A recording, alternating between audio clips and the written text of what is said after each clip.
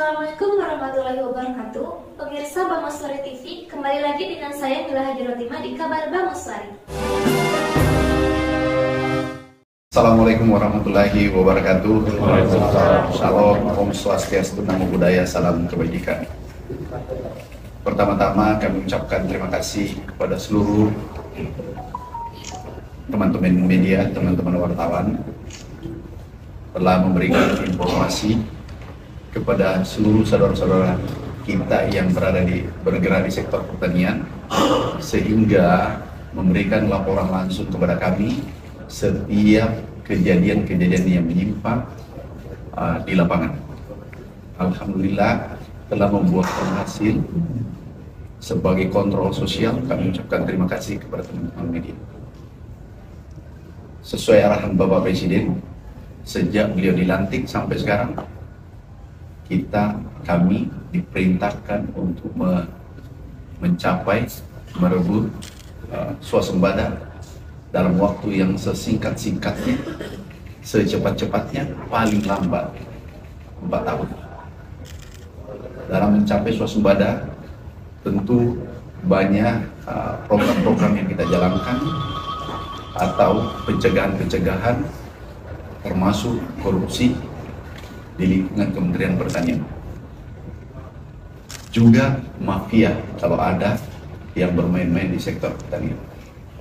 Hari ini kami umumkan ada 4 perusahaan pengadaan pupuk yang tidak memenuhi syarat, dan 4 itu kami blacklist. Kemudian kami akan kirim berkasnya ke penegak hukum, karena itu bukan pupuk yang dikirim. Kandungan NPK-nya itu hanya 0, dari standar 15%. Nah, kami blacklist. Sekali lagi kami kirim ke penegak hukum berkasnya. Yang kedua, ada 23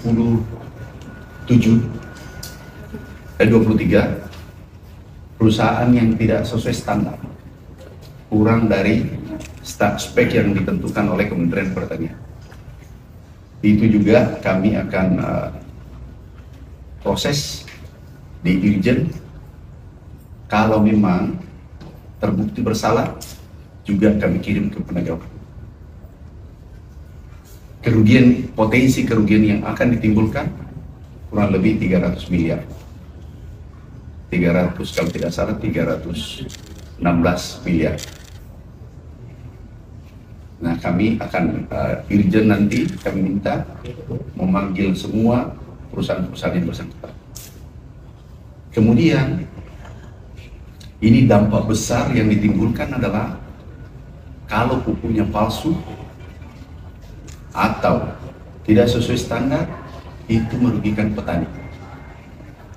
Karena petani mengeluarkan biaya untuk pengolahan tanah, pembibitan, pupuk, pengolahan tanah, dan seterusnya. Itu kurang lebih per hektar 19 juta per hektar. Artinya apa? Pupuk yang palsu itu merugikan total petani kita kurang lebih 600 miliar ya, 600 miliar. Yang kurang kualitasnya kurang dari standar, itu merugikan petani kita, potensi kerugian 3,2 triliun. Sehingga kami mengambil langkah-langkah tegas, karena ini sangat merugikan petani kita yang menerima pupuk. Pupuk yang palsu dan maupun pupuk yang speknya kurang, itu semua merugikan petani. Kami minta mulai hari ini ditindaklanjuti. Berikutnya, ada pegawai Kementerian Pertanian yang memproses semua lelang ini. Kami mohon maaf, kami nonaktifkan 11 orang. mulai hari ini. Kami sudah minta suratnya dikeluarkan, nonaktif 11 orang. Terima kasih. Ada pertanyaan? Beredar daerah mana saja Pak, 4 itu Pak? Untuk petani di plot daerah mana? Terus apakah itu Nanti detailnya tanya ke Dirjen. Pak, untuk 11 orang yang dinonaktifkan itu jabatannya apa ya Pak? Direktur, eselon 2, eselon 3, kemudian staf yang memproses pengadaan pupuk. Kami nonaktifkan dan juga ditindaklanjuti oleh Irjen. Bila perlu, kami kirim ke penegak hukum. Ada yang lain? Pak Menteri yang 4? Kronologis sampai ada didapat di temuan ini apa Pak? Iya, karena dari teman-teman media kami sampaikan nomor HP yang kemarin bahwa seluruh yang terkait pertanian dan merugikan petani kita, orang kecil, tolong dilaporkan ke kami langsung. Setelah kami terima laporan, kami ngecek langsung direkturnya, kami copot.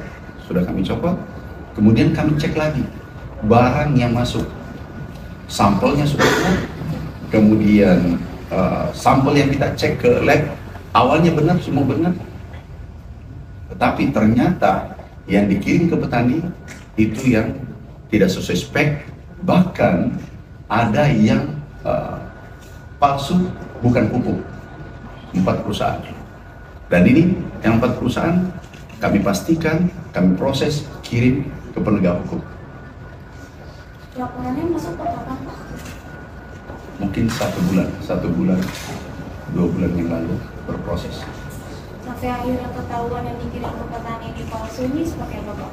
Kami mengambil sampel, berdasarkan laporan yang ada, kami mengambil sampel seluruh wilayah sesuai laporan masyarakat bahwa ada pupuk palsu beredar.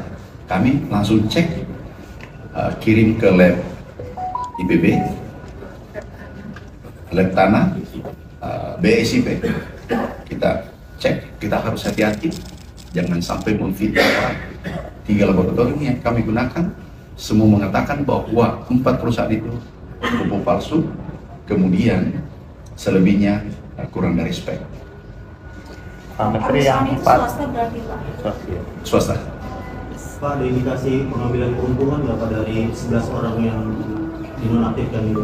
Dan totalnya sudah Sedang diproses. Kita tunggu hasilnya. Yang jelas hari ini nonaktif. Pak, yang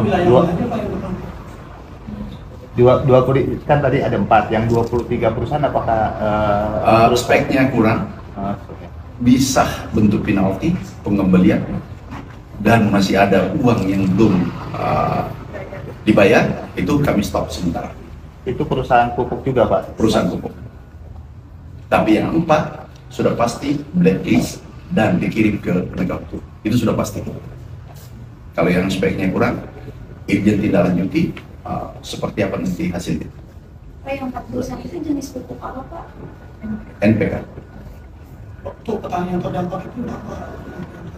Iya Pak, apakah dengan ada kejadian ini lalu dampaknya untuk hasil panen nanti gimana Pak? Akan Itu kan mengurangi kalau dibanding luasan kita sekian juta, insya Allah tidak berpengaruh. Kalau luasan kita tanam kita 10 juta hektar. Kalau yang tadi 4 itu luasannya 21.000 hektar. Insya Allah tidak terlalu berpengaruh, tidak signifikan. Wilayahnya Jadi mana? 21.000 hektar, tetapi ini merugikan petani kita. Bayangkan petani kita pendapatannya pas-pasan, kemudian diberikan pupuk palsu. Jadi betul-betul petaninya? maaf, tidak kurang beradab. Itu petaninya beli atau pupuk distribusi Pak? Dari pemerintah distribusi. Ini masuk yang Bagian subsidi itu Pak? Bagaimana? Bukan. Ada yang lain? Berarti ini pupuk yang dijual bebas sama mereka gitu Pak? Atau gimana Pak? Dijual yang Tentu bebas? dia jual bebas juga. Makanya ini harus diproses hukum, terutama yang betul-betul palsu. Wilayah Bukan. wilayah sebarannya mana Pak? Apa? Nanti ditanya-tanya ke Irjen. Pupuk komersil biasa gitu Pak? Atau Iya, komersil biasa. Bukan subsidi berarti Pak, non subsidi. Bukan subsidi. Ada yang lain? Ini memang moga-moga ini tidak terjadi lagi ke depan. Kalau tidak salah juga ada dari Jawa Barat, diproses oleh Polda Jawa Barat. Kemudian kalau tidak salah ada 2 provinsi, Kalsel, 2 provinsi. Nah, dari laporan yang kami terima bahwa ada pupuk yang beredar palsu, sehingga kami cek satu-satu pupuk yang masuk di Kementerian Pertanian. Ada 4 betul-betul palsu. Pak, dengan apakah Kementan akan membuat tim khusus? Sudah tim khusus begitu terima laporan, kami panggil direkturnya, kami tanya, kami copot. Kemudian kami panggil staf-staf di bawahnya. Kemudian semua pupuk yang pengadaan pupuk kami periksa, bentuk tim bergerak cepat ke seluruh Indonesia, dan ditemukan bahwa betul-betul ada 4 perusahaan dan terdampak adalah 21.000 hektar. Ancaman hukumannya Bapak, apakah sampai kurungan atau denda Pak? Nanti di penegak hukum. Kalau di sini blacklist. Bahkan kami minta kepada staf, dirjen, direktur, manakala ini di blacklist perusahaannya, kemudian membangun perusahaan baru, kemudian ownernya sama, kita blacklist, nggak boleh masuk. Yang 11 itu dicopot per hari ini. Ya, Yang 11 orang itu dicopot per hari ini berarti. ada yang sebelumnya, kemudian hari ini total 11. Direkturnya direktur apa sih? Pak, Udahlah, Direktur bagian jangan sadis-sadis banget. Kenapa sih? Yang terpenting kita selamatkan karena ini perintah Bapak Presiden. Tidak boleh bermain-main sektor pertanian. Seluruh sektor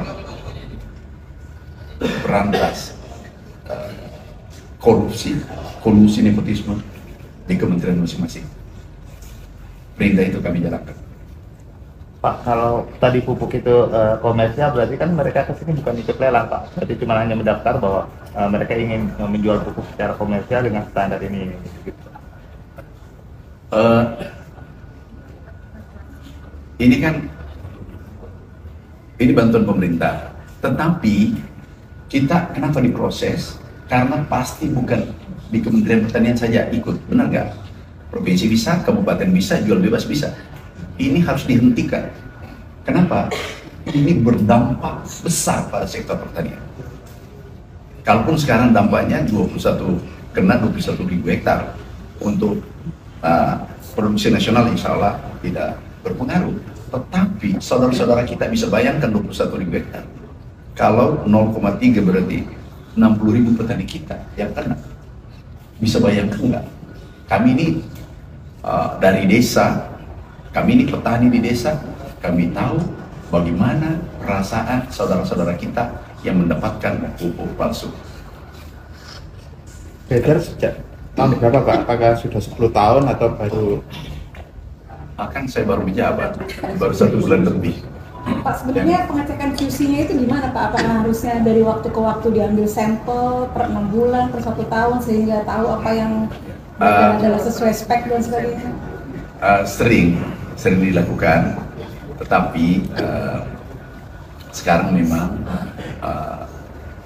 masif ke seluruh Indonesia, karena untuk mencapai swasembada pangan itu harus benihnya unggul, pupuknya betul-betul kualitas bagus, kemudian pengolahan tanahnya, kemudian irigasinya, kemudian manajerialnya, dan terus ini harus betul-betul baik, dipastikan baik. Pupuk bermasalah itu bisa buyar program gitu. Pak, yang 11 orang itu perannya berarti meloloskan izin edar atau seperti apa Pak? Dia satu kesatuan, dia tim pengadaan. Dia tim pengadaan. Oke? Pak, di daerah atau di pusat kan ada komisi pengawas pupuk dan pestisida. Sejauh mana sebenarnya peran itu Pak? Ya sudah berperan karena kita sudah blacklist. Itu perannya bagus. Tinggal aku tanda tangan aja.